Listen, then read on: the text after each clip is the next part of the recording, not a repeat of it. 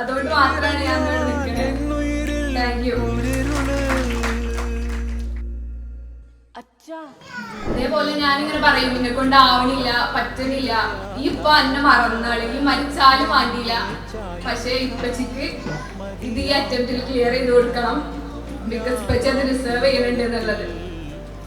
ഈ ഇപ്പം പഠിക്കണ സമയത്ത് എന്തൊക്കെ ബുദ്ധിമുട്ടുണ്ടെങ്കിലും അതൊന്നും ഇപ്പച്ചി പണിയെടുക്കുമ്പോ ഉണ്ടാവണ ബുദ്ധിമുട്ടിന്റെ അത്രക്ക് വരുന്നില്ല എന്ന് പറഞ്ഞു. ആൻഡ് അതിന് ശേഷം ഓരോ നൈറ്റും എനിക്ക് എന്നെ കൊണ്ട് പറ്റുന്നില്ല എന്ന് തോന്നുമ്പോഴൊക്കെ ഞാൻ എൻ്റെ പാരൻസിനെ മാത്രം ഓർത്തിട്ടാണ് പഠിച്ചത്.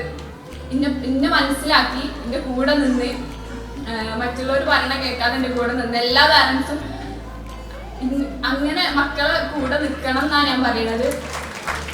ഐസിഎസിന്റെ ടീം ഇപ്പോൾ ഇന്റർവ്യൂ വന്നപ്പോൾ തന്നെ നമുക്ക് മനസ്സിലായി നമ്മളൊരു റൈറ്റ് പ്ലേസ് ആണ് ചൂസ് ചെയ്തത് എന്നുള്ളത്. അത് കഴിഞ്ഞ് ഫൈനലിൽ എത്തിയപ്പോഴും ഇപ്പൊ നമ്മൾ ക്വാളിഫൈ ആയിട്ടാണെങ്കിൽ പോലും മനസ്സാറും സൽമാൻ സാറൊക്കെ നമുക്ക് എപ്പോഴാണോ ഒരു ആവശ്യമുള്ളത് ആ സമയത്ത് ഇത്രയും തിരക്കുള്ള ആൾക്കാരാണെങ്കിൽ പോലും നമുക്ക് അവൈലബിൾ ആവലുണ്ട്. Thank you all.